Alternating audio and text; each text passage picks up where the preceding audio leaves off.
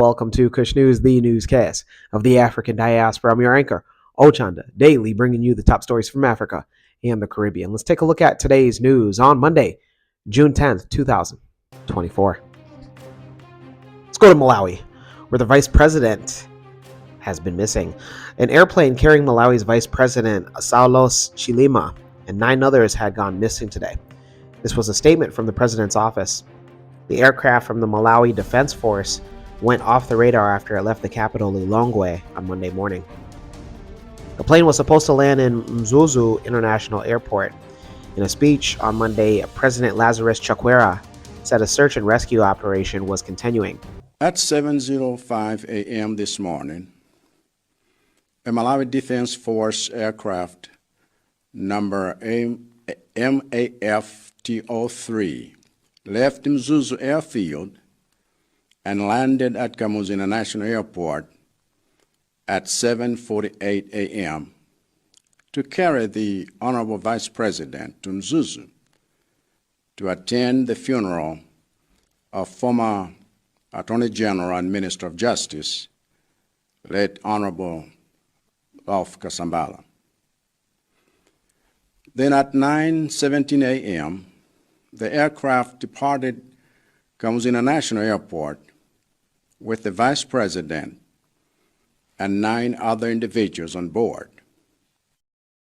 Upon arrival in Mzuzu, the pilot was unable to land the plane due to poor visibility occasioned by bad weather. And aviation authorities advised the aircraft to return to Lilongwe. But the authorities soon lost contact with the aircraft. I know that some media outlets have reported that the search and rescue operations has been suspended, but this is false. MDF soldiers are still on the ground carrying out the search, and I have given strict orders that the operation should continue until the plane is found. Mr. Chakwera earlier canceled his flight to the Bahamas, which was scheduled for Monday evening. Chakwera was due in the Bahamas to participate in the African Export-Import Bank annual meeting and the African Caribbean Trade Investment Forum that would be held in Nassau from June 12th to June 14th. The event said that the meeting will be attended by more than 1,000 delegates, including African Caribbean leaders and senior government officials. The Ministry of Foreign Affairs says that his participation comes at the invitation sponsorship of the Afrimix Bank, and it would have been the bank's first ever annual meeting to be held in the Caribbean. Well, the reason for the aircraft's disappearance is not yet known. Vice President Chilima was on his way to represent the government at the burial of a former cabinet minister who died just 3 days ago. Those in Malawi. Wow. Let us know your thoughts. We are getting reports that there was debris from a plane found in a forest. Also, our condolences go out to the vice president's family. Let's go to the Caribbean. And end it there. We go to Haiti, where the new prime minister has been hospitalized. Haiti's new selected prime minister, Gary Conley, was hospitalized late Saturday in the capital of Port-au-Prince, just days after arriving in the country. It wasn't immediately known why the prime minister was hospitalized. The office said in a statement that he was feeling slightly unwell following a week of intense activities, but it did not provide further details. It said that he was stable and that he thanked those who visited him and wished him well.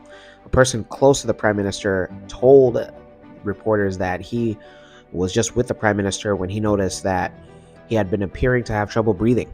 The person also said that he had called high-ranking officials and told them that the prime minister needed to be taken to the hospital. This week, global journalists observed high-ranking Haitian officials entering the hospital, including the director of Haiti's National Police. A handful of curious onlookers gathered outside the hospital as authorities blocked the streets. The new prime minister was chosen on May 28th after selection process. He faces a high task as Haiti's new leader, including quelling widespread violence as the country prepares for the UN-backed deployment of Kenyan police, a move that was delayed in part because Haiti lacked a prime minister after former Prime Minister Ariel Henry stepped down back on April 25th. Henry was on an official visit in Kenya when anti-government rebels launched coordinated attacks, burning police stations, shooting at the country's main international airport, and storming Haiti's two biggest prisons, releasing more than 4,000 inmates.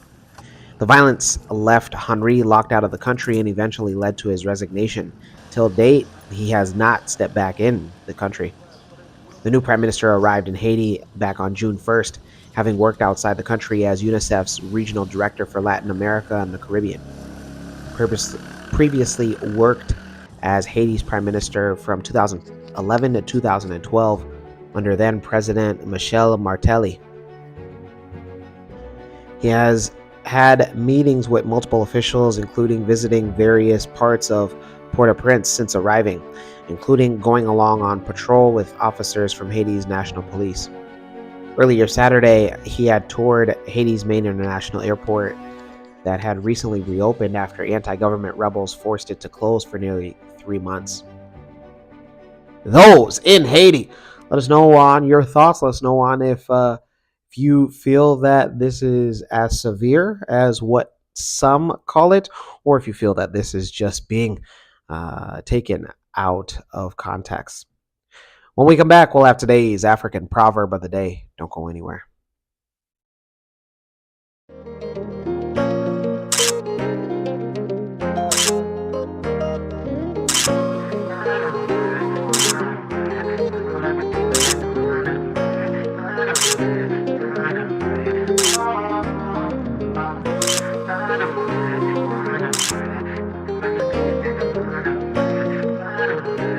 New release of the Spring Summer Collection. Visit www.mccadero.com. Welcome back. Let's take a look at today's African proverb of the day, and it comes to us from the Caribbean island of Jamaica. What's going on, Jamaica?